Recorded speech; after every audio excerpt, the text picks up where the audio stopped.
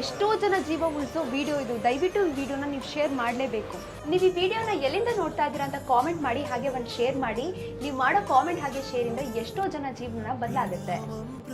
ಕುತ್ಕೊಂಡು ಎದ್ದೇಳಕ್ಕಾಗ್ತಾ ಇಲ್ಲ. ಇವತ್ತು ನಾನು ಎದ್ದೇಳ್ಬೇಕಂದ್ರೆ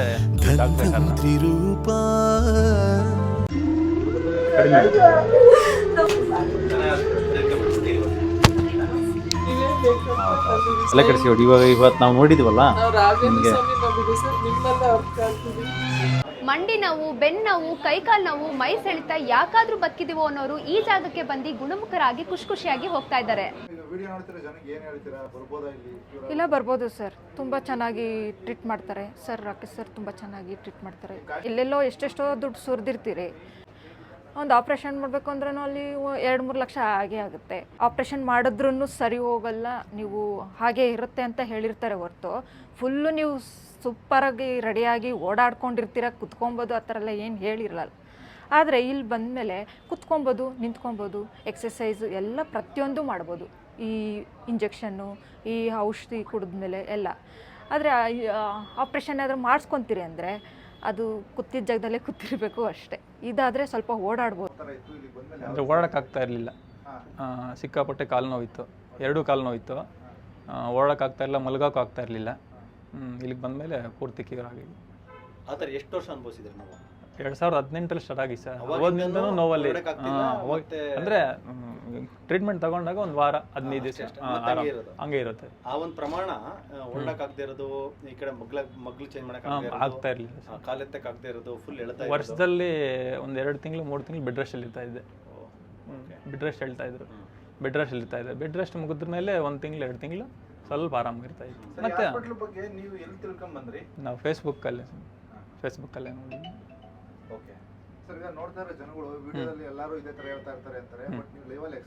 ಏನಿಲ್ಲ ಸರ್, ನಾವು ತುಂಬ ಆರಾಮ ಕ್ಯೂರ್ ಆಗ್ಬೋದು ಸರ್ ಇಲ್ಲಿ ಬಂದರೆ. ಸರ್, ನಿಮ್ಮಲ್ಲಿ ಯಾವ್ಯಾವ ರೀತಿಯ ಕಾಯಿಲೆಗಳಿಗೆ ಚಿಕಿತ್ಸೆ ಕೊಡ್ತೀರಾ ಸರ್? ನಮ್ಮಲ್ಲಿ ಮಂಡಿ ನೋವು ಅಂದರೆ ನೀ ಆಸ್ಟಿಯೋಆರ್ಥರೈಟಿಸು, ಮತ್ತು ಮಂಡಿಲಿ ಏನಾದ್ರು ಟೇರ್ ಆಗಿದ್ದರೆ ACL ಟೇರ್, PCL ಟೇರ್ ಅಥವಾ ಮೆನಿಸ್ಕಸ್ ಟೇರ್ ಅದು, ಆಮೇಲೆ ಡಿಸ್ಕ್ ಬಲ್ಜು, ಸಿಯಾಟಿಕಾ, ಆಮೇಲೆ ಲಂಬಾರ್ ಸ್ಪಾಂಡಿಲೋಸಿಸು, ಸರ್ವೈಕಲ್ ಸ್ಪಾಂಡಿಲೋಸಿಸು, ಮತ್ತು ಫ್ರೋಝನ್ ಶೋಲ್ಡರು, ರುಮಟೆಡ್ ಆರ್ಥರೈಟಿಸು, ಮತ್ತು ಅಂದರೆ ಸಂಧಿವಾತ, ANT-CCP ಪಾಸಿಟಿವ್, ASLO ಪಾಸಿಟಿವ್ ಇದೆಲ್ಲ ಕೊಡ್ತೀವಿ. AVN ಕೇಸಸ್, AVN ಹಿಪ್ ಅದು, ಮತ್ತು ಹಿಪ್ ಆರ್ಥರೈಟಿಸು, ಮತ್ತು HLA-B27 ಪಾಸಿಟಿವ್ ಕೇಸಸ್. ಸೊ ಈ ಥರ ಆಲ್ಮೋಸ್ಟ್ ಯಾವುದೇ ಲೈಕ್ ಮೂಳೆ ಮತ್ತು ಜಾಯಿಂಟ್ ಪೇಯ್ನಿಗೆ ಸಂಬಂಧಪಟ್ಟಿರ್ತಕ್ಕಂಥ ಎಲ್ಲದಕ್ಕೂ ಕೂಡ non surgical treatment with injections and ಸಪ್ಲಿಮೆಂಟಲ್ಲಿ ನಾವು ಕೊಟ್ಟು ಸರಿ ಮಾಡೋದಕ್ಕೆ ಒಂದು ಪ್ರಯತ್ನ ಮಾಡ್ತೀವಿ. ಸರ್, ನಿಮ್ಮದು ಚಿಕಿತ್ಸಾ ವಿಧಾನ ಯಾವ ರೀತಿ ಇರುತ್ತೆ? ನಮ್ಮದು ಚಿಕಿತ್ಸಾ ವಿಧಾನ ಅಂತಂದರೆ ಇದು ಒಂಥರ ಫಂಕ್ಷನಲ್ ಮೆಡಿಸಿನ್ ಅಂತ. ಫಂಕ್ಷನಲ್ ಮೆಡಿಸಿನ್ ಅಂತಂದರೆ ಯಾವುದೇ ಒಂದು ಕಾಯಿಲೆ ಬರೋದಕ್ಕೆ, ಯಾವುದೇ ಒಂದು ನೋವು ಬರೋದಕ್ಕೆ ಮೂಲ ಕಾರಣ ಬಂದು ಒಂದು ಇನ್ಫ್ಲಮೇಷನ್ನ ಕಮ್ಮಿ ಮಾಡೋದಕ್ಕೆ ಬಂದು, ಇನ್ಫ್ಲಮೇಷನ್ ಬರೋದಕ್ಕೆ ಮೇಯ್ನ್ ಕಾರಣ ಬಂದು ಫುಡ್ಡು. ಅದು ಯಾಕಂದರೆ ಕರಳಲ್ಲೇ ಇನ್ಫ್ಲಮೇಷನ್ ಉತ್ಪತ್ತಿ ಆಗೋದು ಫುಡ್ಡಿಂದ ಬರುತ್ತೆ. ಆ ಫುಡ್ಡು ಲೈಫ್ ಸ್ಟೈಲ್ನ ಕರೆಕ್ಷನ್ ಮಾಡೋದ್ರ ಮುಖಾಂತರ ನಾವು ಯಾವ ರೀತಿಯ ಆಹಾರ ಸೇವನೆ ಮಾಡಬೇಕು, ಯಾವ ರೀತಿ ಆಹಾರ ಸೇವನೆ ಮಾಡಬಾರ್ದು ಅನ್ನೋ ಒಂದು ಫುಡ್ ಆ್ಯಂಡ್ ಲೈಫ್ ಸ್ಟೈಲ್ನ, ನ್ಯೂಟ್ರಿಷನ್ನ ಚೇಂಜ್ ಮಾಡೋದ್ರ ಮುಖಾಂತರ ನಮ್ಮ ದೇಹದಲ್ಲಿರ್ತಕ್ಕಂಥ ಜಾಯಿಂಟ್ಸ್ನ ಮತ್ತು ಬೋನ್ಸ್ನ ಸ್ಟ್ರೆಂತ್ ಮಾಡಿಕೊಂಡು ಇರ್ತಕ್ಕಂಥ ಕಾಯಿಲೆಗಳನ್ನ ವಾಸಿ ಮಾಡ್ಕೊಳ್ತಕ್ಕಂಥ ವಿಧಾನ ಫಂಕ್ಷನಲ್ ಮೆಡಿಸಿನ್ ಅಂತ ಕರಿತೀವಿ. ಇದು ನಮ್ಮ ಟ್ರೀಟ್ಮೆಂಟ್ ವಿಧಾನ, ಚಿಕಿತ್ಸೆ. ಸರ್, 10 ಕಡೆ ಓಡಾಡಿದ್ರು ಸರಿ ಆಗ್ತಿರೋದು, ನಿಮ್ಮ ಹತ್ರ ಬಂದಾಗ ಯಾವ ರೀತಿ ಸರಿ ಆಗ್ತಾ ಇದೆ? ಸರ್, ಮೇಯ್ನ್ಲಿ ಬಂದು ನಾವು ಡಯಟ್ ಮೇಲೆ ಫೋಕಸ್ ಮಾಡ್ತೀವಿ ವೆರಿ ಸ್ಟ್ರಿಕ್ಟಾಗಿ. ಅವ್ರು ಡಯಟ್ ಮಾಡೋಕ್ಕೆ ರೆಡಿ ಇಲ್ಲ ಅಂತಂದರೆ ಅವ್ರಿಗೆ ಟ್ರೀಟ್ಮೆಂಟೇ ಕೊಡೋದಿಲ್ಲ ಅಂತ ಅಂತೀವಿ.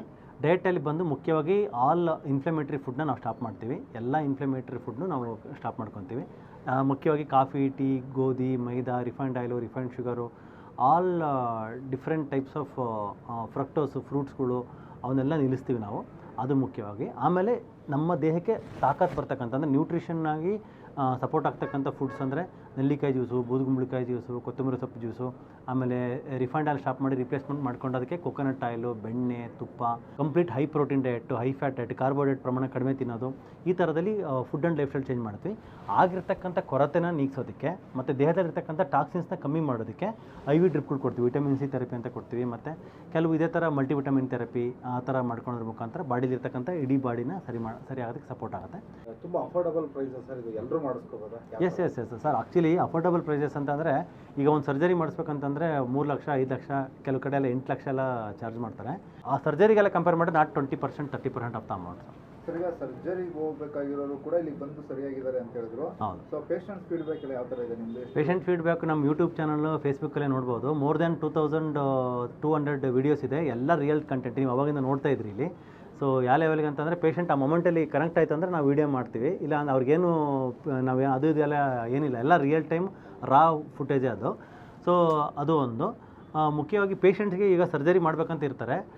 ಸರ್ಜರಿ ಮಾಡಬೇಕಂತ ಇರ್ತಕ್ಕಂಥವ್ರು ಅವ್ರಿಗೆ ಮನಸ್ಸಲ್ಲಿ ಓಡುತ್ತೆ, ಅಂದರೆ ನನಗೆ ಇದೆಲ್ಲ ಆಗ್ಬೋದು, ಅಂದರೆ ಕಟ್ ಮಾಡಿದ್ರೆ ಮಾರ್ಕ್ ಉಳಿಯುತ್ತೆ, ಮತ್ತು ದುಡ್ಡು ಜಾಸ್ತಿ ಖರ್ಚಾಗುತ್ತೆ, ಹಾಸ್ಪಿಟಲೈಸ್ ಆಗಬೇಕು, ಅಲ್ಲೇ 3 ದಿನ 5 ದಿನ ಅಡ್ಮಿಟ್ ಆಗಬೇಕು, ಮತ್ತು ಸರ್ಜರಿ ಆದಮೇಲೆ 1 ತಿಂಗಳು 3 ತಿಂಗಳು ರೆಸ್ಟ್ ಆಗಬೇಕು. ಇದೆಲ್ಲ ಇರೋದ್ರಿಂದ ಅವ್ರಿಗೇನು ಮಾಡ್ತಾರೆ, most of the people they are choosing towards non surgical treatments like this.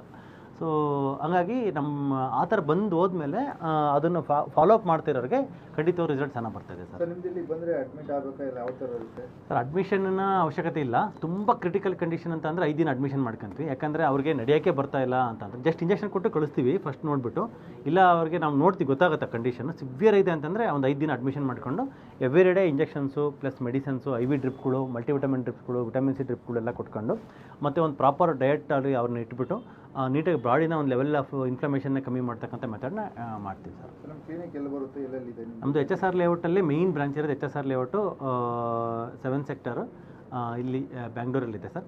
Mainly non surgical pain treatment for knee joint and disc bulge and rheumatoid arthritis. Visit ಮಾಡಬೇಕು ಅಂದರೆ ಯಾವ ಟೈಮ್? ಸರ್ ಹಾಸ್ಪಿಟ್ಲು 24/7 ಓಪನ್ ಇರುತ್ತೆ.